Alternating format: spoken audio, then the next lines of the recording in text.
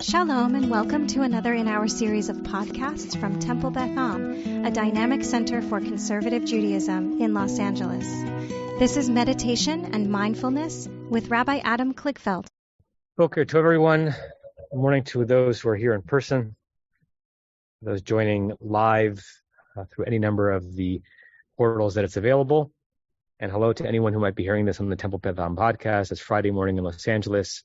It's one more opportunity for us to claim some minutes to ourselves for a quiet meditation with a little bit of a guide and to just claim this season as one of true introspection, working on self, and also giving to self. Meditation is both.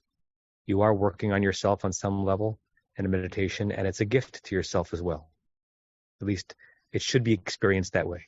Doesn't mean it's always fun, but as a gift to oneself to go inside and to let quiet and a few guided notions in your mind be the primary subject of your consciousness. The frame today has to do with a wonderful little medieval argument on one word in one of the phrases that is that helps us understand what time of the year that we're in. So if you're familiar with the High Holiday Liturgy, there's a phrase in the first paragraph of the Amidah that is said on Rosh Hashanah and Yom Kippur and every day in between if you daven regularly. Zochreinu l'chaim, remember us for good, for life. Melech hafetz b'chaim, the king who loves life. V'chadveinu b'sefer hachayim, and write us in the book of life. L'mancha Elohim chaim, for the sake of you living God. So you hear the word chaim appear many, many times. There was an earlier version of that phrase that added in the word tovim at some point. Zochreinu l'chaim tovim. Not just remember us for life God, but remember us for a good life. And v'chadveinu b'sefer chayim tovim. Write us, God, not only in the book of life, but in the book of good life. Rabbi Meir of Rothenburg, who was a medieval German rabbi, was utterly against the addition of that single word tovim into this phrase. Why? He says, if you wait long enough in the Amidah towards the end, you get to another one of the insertions for the season, Uchtov l'chaim tovim, called B'nei Britecha. God, write all the children of your covenant into the book of good life. What's the notion that Rabbi Meir is dealing with? What he says is that a wise person and a righteous person and a humble person, when making a request, starts with something small. You start with a humble ask. You don't start at the beginning of the Amidah for asking for everything that you want. I want a perfect life. You just ask for life. Once you're in the relationship with a person that might have something to give to you or a God, later on, maybe you can sweeten the ask. But to begin with, ask for the least. Ask for the minimum. It's a stance of humility with respect to the Holy One and with respect to anyone of whom we're asking something. And I really like that idea. And I like the idea not of being a suffering servant, not saying I'm a shmata, I don't deserve anything. No. But when I ask for my needs to be met, at least to begin with, I'm just going to ask for a small thing as a way of rebuilding the bond between me and that other.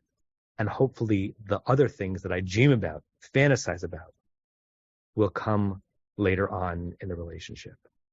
So I want us to meditate on that notion. So I'm going to ask you, or at least invite you, to close your eyes.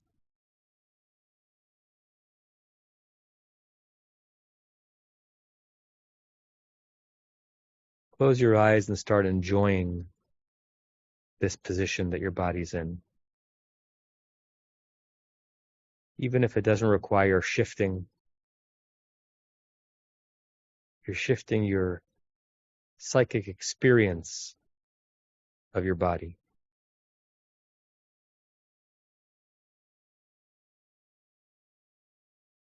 And try to make as many right angles as you possibly can in the structure of your body.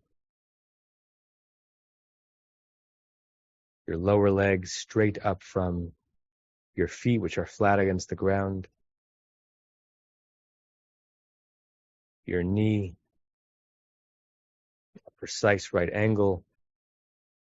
And where we often slouch, make sure that your torso is creating a right angle from your hips, which means you're sitting up straight and dignified.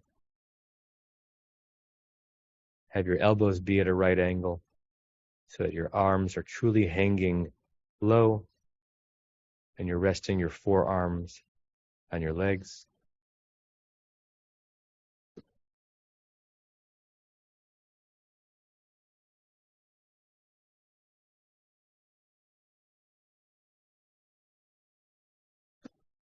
And we aim for a few moments of our day today, which are simultaneously and paradoxically simple. What we're asking of ourselves is very simple. Sit, breathe, be. And also the goal is very hard. And to accept that it is hard. It is hard to get to a meditative place. The instructions are very simple.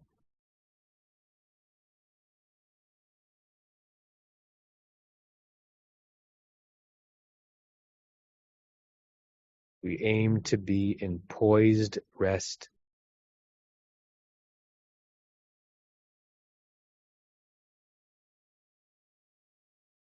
not asleep,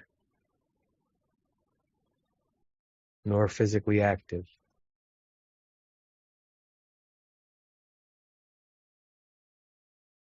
You should feel very attuned right now to your being alive and awake. You are very poised. And you are very much at rest. Your breath having slowed, your mind having slowed.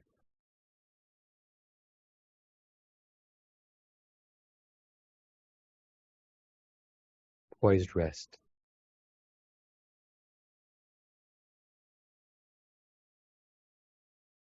And the other phrase that for these moments, the invitation is to repose in yourself. Finding everything you need for a full sense of repose entirely within you, within your body, within your mind.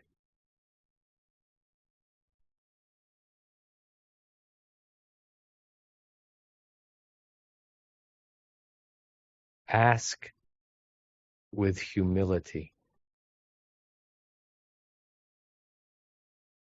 You can apply that concept even to this moment. What are you asking of this meditation? Just the smallest thing. A moment of quiet. A tiny oasis in the midst of a more complicated day. Don't ask for epiphany, revelation, transformation. Just ask to sit and be well.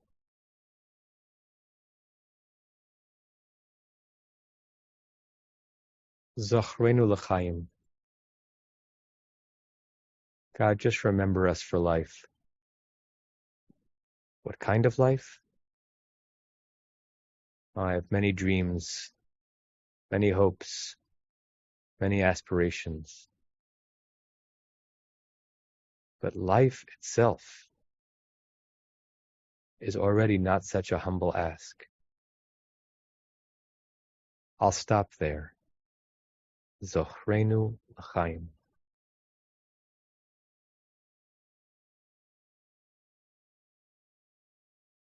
Ask of yourself humbly.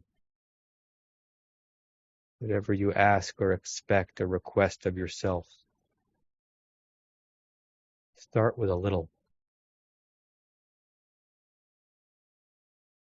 And think of one person, flesh and blood, a real person, of whom you are liable to ask something today, a favor, a task, a gift. What would it look like to ask a little more modestly? Not because you don't deserve more, but because the righteous ask for little and then have faith that more will come. Zochrenu l'chaim. Just ask for life.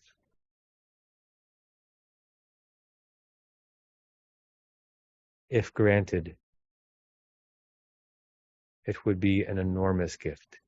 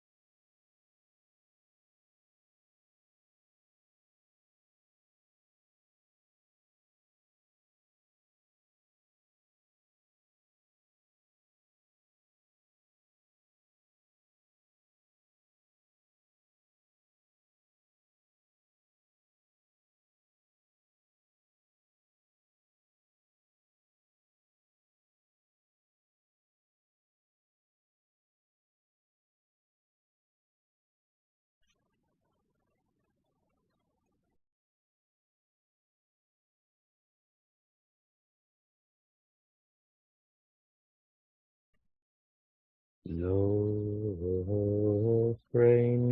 l'chaim. Melech hafetz b'chaim. וכל כתבנו בספר החיים למענך אלוהים חיים. וכל כתבנו בספר החיים למענך אלוהים חיים. למענך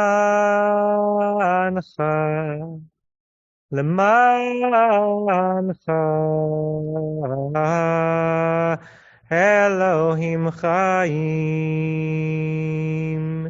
למענך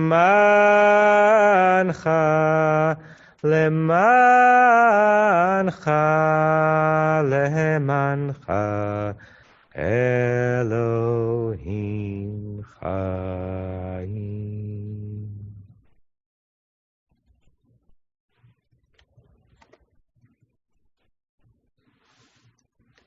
When you're ready, you can open your eyes, and I'll share the closing meditation blessing, and we'll conclude.